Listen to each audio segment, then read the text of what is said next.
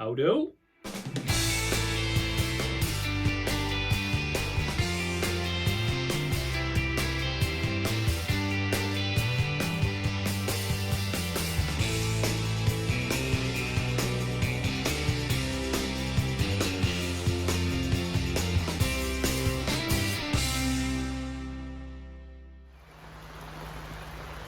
Hi, I'm Chris. Welcome to King Bespoke Creations Outdoors. We're going to build a decking today, and later on we're going to put a fort on top of that, a child's fort, which is going to be great. That's a separate video. But today we're going to do some decking. Beautiful British weather, it's chucking it down. So the first thing is just to prep the ground, get rid of the grass that's in there, and let's tackle it. Let's go.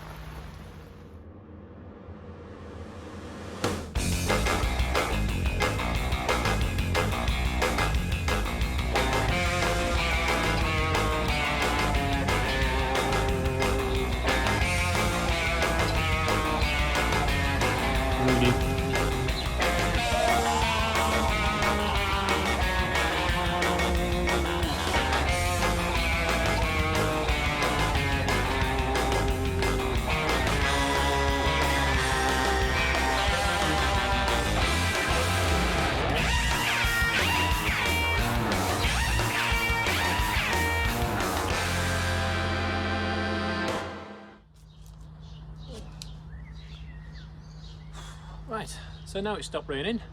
We're going to put some fabric down to stop the weeds growing back through again, make sure nothing comes back through the decking.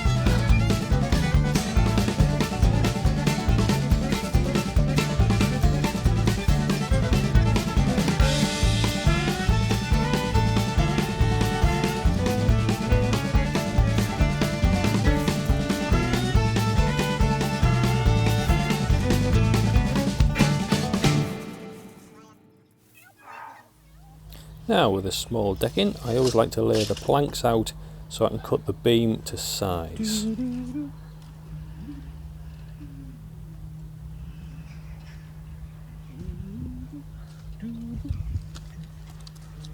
That way, you might not have to cut a decking plank all the way down the middle. Oh, cut those to that length.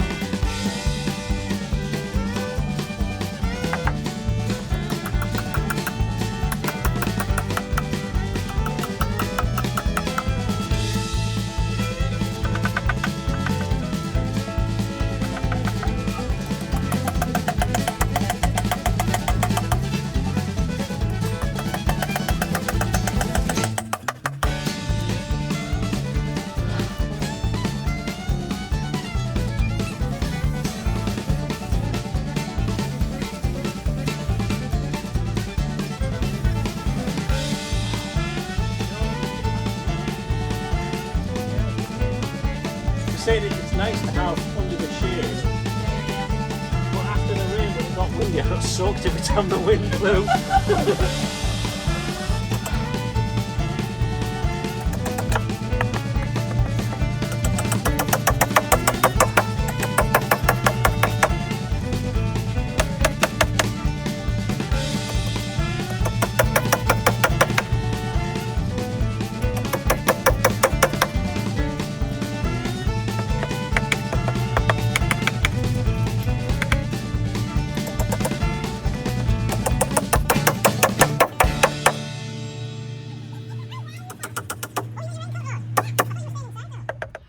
Hi, morning. We got rained off yesterday, so we're going to try again today. It's a little bit windier, but at least it's dry. So let's crack on.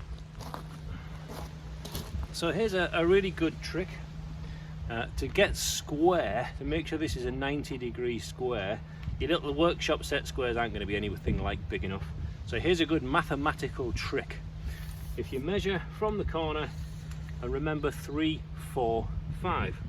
So one side needs to come down to 3 foot. That back length measure 4 foot, and when we go diagonally across from that mark to here, we end up with 5 foot. That works in feet, inches, meters, centimeters. Just remember 3, 4, 5, and you'll get a perfect square. So the next thing, once you've finished the frame, is to get it sat on some posts to make sure it's all nice and level and that the wood isn't sat on the floor all the time. I'm tending to put some blocks underneath just to make sure that the wood's again not just sat on soil all the time. Usually when you do a decking, it's quite often up against a building, so I'd screw one of the posts into that building if you've got one.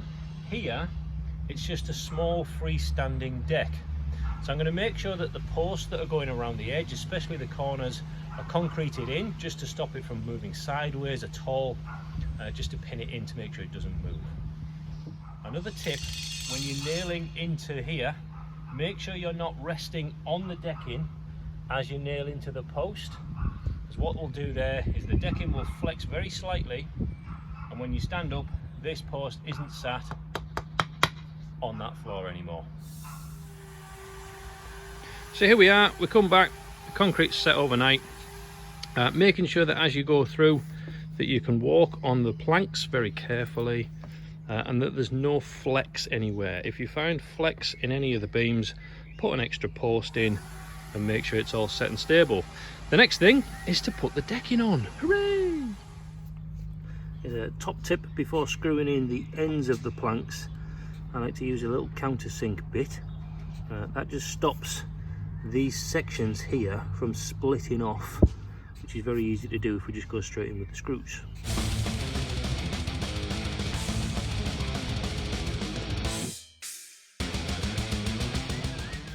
So sometimes you'll get a slightly bowed board, so I've pinned it in at one end and you can see it's missing at the other. Make sure that you've just done the ends first, because this can happen quite a lot. So it's just a matter of pushing that in and screwing it down.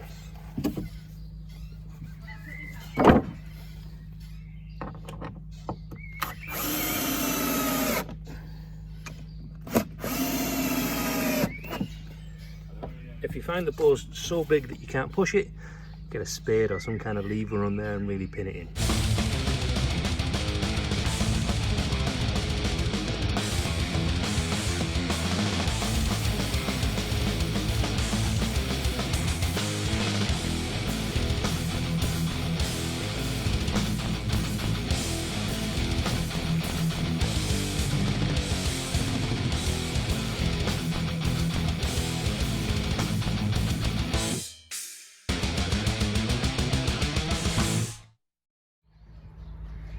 So there we go, one finished decking.